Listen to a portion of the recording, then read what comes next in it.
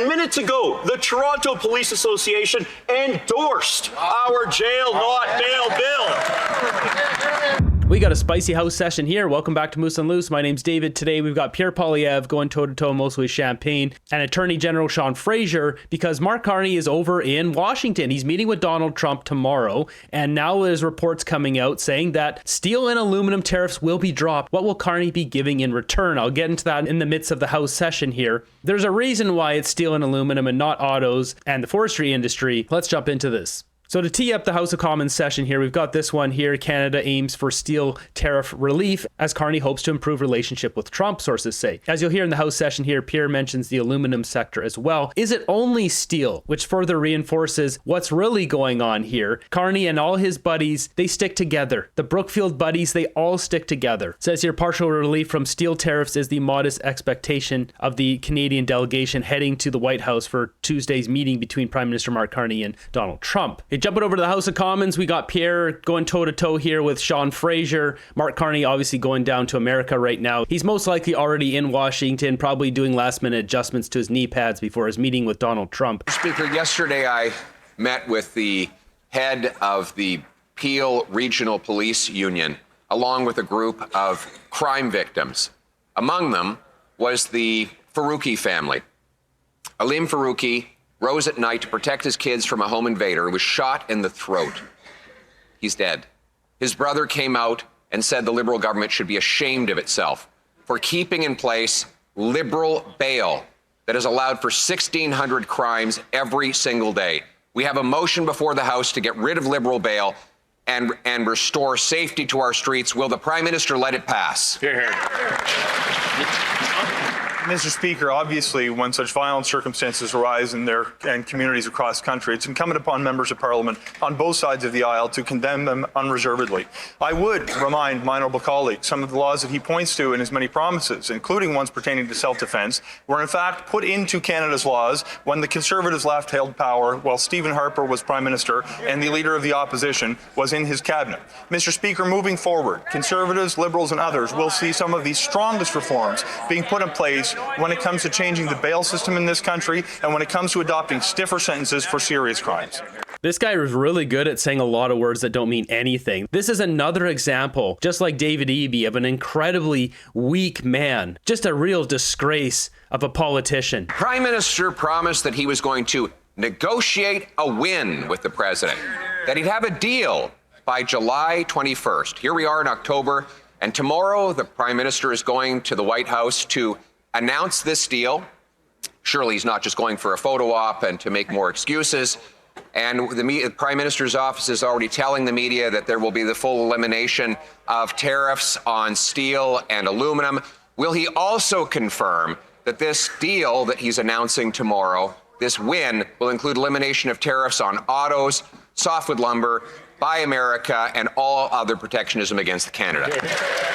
Mr. Speaker, I remember the Leader of the Opposition and some of his colleagues criticizing for the government for not having enough direct face-to-face engagement with the President of the United States. So good news, Mr. Speaker. The President has invited the Prime Minister to a working meeting tomorrow in Washington, followed by a working lunch. And the discussion will also talk about a series of other international issues. So what's interesting there, Pierre pointing out that the PMO office says there's going to be a deal removing steel and aluminum tariffs. Now, Carney's going to have to give up something for that. Obviously, he's going to have to give something in return. I've already been beating this drum, but most likely it's going to be the missile defense system. Mark Carney going to commit $2.44 billion Canadian dollars to buy a bunch of these missile rocket launchers, which are going to be made by Lockheed Martin. Mark Carney invested in Lockheed Martin. Where is it? There it is. Lockheed Martin Corporation, defense contractor. And if you've been watching the channel, then you know that why are they only giving relief to the steel and aluminum sector? Well, could it have something to do with this? Dennis Turcotte, managing partner at Brookfield Private Equity Group, was the president and chief executive officer at Algoma Steel from 2002 to 2008. Does he have friends in Algoma Steel? Does he have stock? Does he have some sort of vested interest? Does he have friends that say, hey,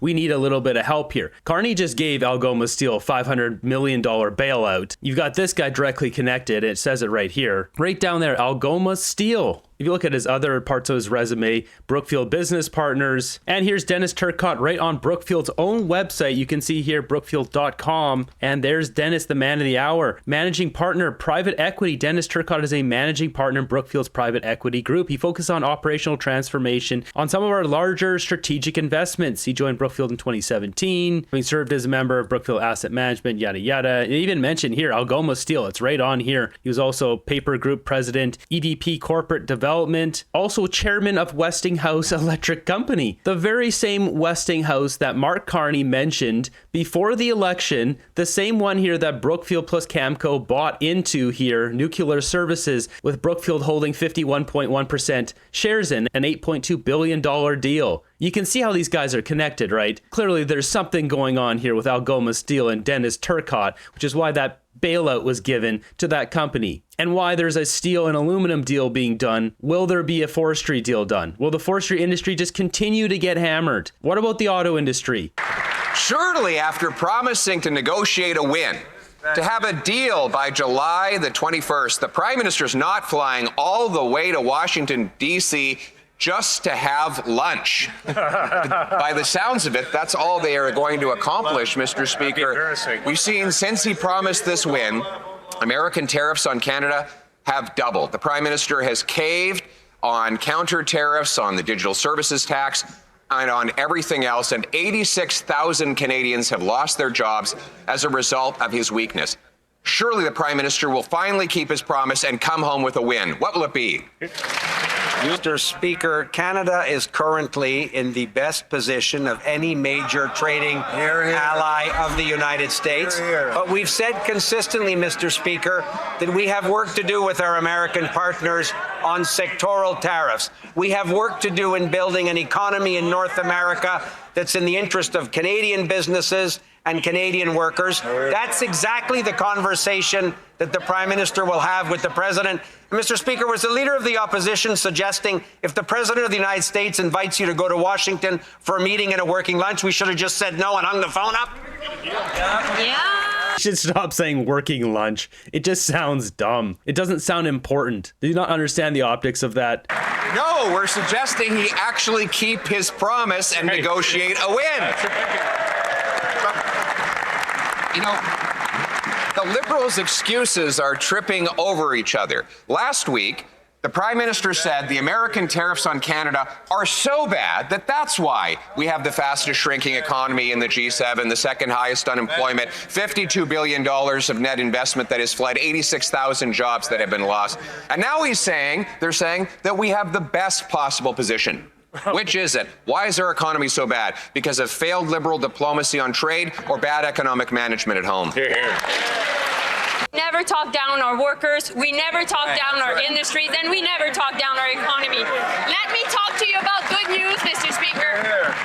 500 jobs new at Itachi in Varennes, Quebec. 150 jobs in Alstom, Saint-Bruno, Quebec. 400 new jobs in Kitimat, Cedar, LNG. Right. 500 new jobs at Ferrero, Brantford, Ontario. Who doesn't like Nutella? 460 jobs at Stem Cell Technologies in Burnaby. We'll continue to build Canada strong. This is a desperate attempt here. They're basically having to find all the jobs that have been created in Canada over the last little while here to counteract the thousands of jobs that have been lost. I mean, she just mentioned 100 here, 500 there, 200, 300, whatever. I mean, we've got 40,800 jobs lost, most since pandemic. This article, August 8th, so just a month or so ago. The chart doesn't lie here. This is where we are right now. Nearly 50,000 jobs lost. And this is just for the month. There's not very many months here with winning numbers. There's 1 month here. Mark Carney got elected here, so this is his record so far. The monthly decline was concentrated among youth ages 15 to 24, those who are usually among the first to experience a labor market turndown. The unemployment rate has reached 14.6%, the highest since 2010 outside the world event. It fell to the lowest rate since November 1998, excluding the years of the world event. This morning, Mr. Speaker, Canadians understand that the world is changing and we need to adapt, Mr. Speaker, and that we have a generational opportunity to invest in Canada. Canada. This morning, Mr. Speaker, we announced a new capital formation budgeting framework, Mr. Speaker, in a new budget cycle. Changing the date they tell Canadians how bad inflation and deficits is going to be isn't going to give comfort to anybody, Mr. Speaker. And they have to get their story straight. When they're asked about job losses here at home, they say it's all because of U.S. tariffs. When they're asked why the Prime Minister can't get a win on those tariffs, they say Canada already has the best deal and that those tariffs don't apply to most goods. Both of those excuses cannot be true at the same time. But here is what is true. The deficit here has doubled. Canada has the second highest unemployment in the G7. 86,000 people have lost their jobs. So what is the reason? His failed trade diplomacy abroad or his failed economic policies at home? Mr. Speaker, as I said earlier, we remember the Conservatives standing up in this House with manufactured indignation that the Prime Minister should be talking to the President every day. The Prime Minister should be in Washington. Why hasn't he been in Washington? Good news, Mr. Speaker. The Prime Minister and the President speak frequently. They are in touch on a whole series of international issues, the most important of which is obviously the Canadian economy, Canadian workers, and Canadian jobs. And that's why we're looking forward to discussing those exact issues in the Oval Office tomorrow with the President. Listen to this guy. I mean, these guys haven't talked in weeks, months. There's no deal. You can't say that they're talking. Who cares? Who cares if they're talking? I doubt they're even speaking all that much. They're probably not even texting hardly at all. Comes down to it, there's no deal. So Canadians are losing jobs. Canadians are having to sell their houses. They're having to move, downsize. Canadians are going through the ringer because Mark Carney refuses to get a deal because he's greedy. He wants to keep this boogeyman for the next election. Donald Trump, he's got a fearmonger, the easily swayed and confused liberal voters again. Unfortunately for him, his plan isn't working because swing voters are starting to wake up that Carney, the globalist banker, not serving Canada's best interest, serving his own. Mr. Speaker, today is the day. As the Prime Minister heads to Washington, Canadians are closely watching. After a string of failures, including the doubling of tariffs on Canadian goods and repeated missed deadlines on his promises to negotiate a win for Canada, expectations couldn't be higher. For months, this Prime Minister has talked a big game, but delivered nothing when it mattered most. Mr. Speaker, will he finally keep his word and deliver a real win for Canada and secure the removal of U.S. tariffs? Yeah! So the Conservatives are hammering hard on this, as you're hearing here, but Pierre also posted on X, "Dear Prime Minister, you promised to negotiate a win with the U.S. Tomorrow is the big day. You get U.S. tariffs off all Canadian goods like you promised. Don't let us down." He's basically setting a mandate for Carney. Now, this could backfire if Carney does negotiate a big win and get rid of all of the tariffs. It'll make Carney look good, but it'll make Carney look good regardless. But Carney's not going to do that. So this is a smart move. I would do the same thing. It puts Carney in the pressure cooker here because then people start talking about this like, oh, the tariffs are going to be removed tomorrow. That's how this will kind of start spreading around to people. And if it doesn't happen, then once again, it's another disappointment from Mark Carney. Look at this in the bottom. Best wishes in Washington, Prime Minister. We are all cheering for a big win for Canada. Now, I don't know if Mark Carney really has any other negotiating place aside from this missile defense system, because when we're seeing this, U.S. government takes 5% stakes in Lithium America as a joint venture with GM. They're securing their critical minerals without us. Carney could have got this deal, and now they're doing it without us. This is a complicated one here because this is a Canadian company that's operating a mine in Nevada with operations in America despite it being a Canadian company. Tells here Canada's government to review investment. This deal, basically, it'll be 5% stake of the American government. Says here economic state in the joint venture. GM has first rights of purchasing all the lithium, 100% of it for the first phase, which you can see here, 20 years. 100% production volumes, phase one, and up to 38% total production volumes past the first phase. So that's this deal here. And then we've also got this one, exclusive Trump administration eyes stake in company developing Greenland rare earth mine. So they're getting critical minerals without us. They're just leaving us behind. So once again, it's another bargaining chip here that Mark Carney is losing. Trump administration officials discuss equity interest in Greenland rare earth project. Washington has taken stakes in other mineral companies. They're trying to buy their way to this. They can't buy Greenland. They're just going to buy the companies in Greenland. I believe this one here is the biggest one on earth. That's why they're doing this. We'll always stand up for workers, always stand up for our industries. And that's why also when it comes to different sectors that are being tariffed, we are there to support. You guys are supporting the ones you have connections to, like Algoma Steel. They talk about standing up for workers. I mean, look at this one. The great employee divide, government versus private. Government is up 4.8% more in wages and salaries on average. The government has 2.2 years earlier retirement. Government employees have 6.4 more missed days of work each year for personal reasons. Government has 5 times fewer job losses. Government has 2.3 times more likely to have pension guaranteeing income in retirement. Are they really standing up for businesses or standing up for themselves? Support them.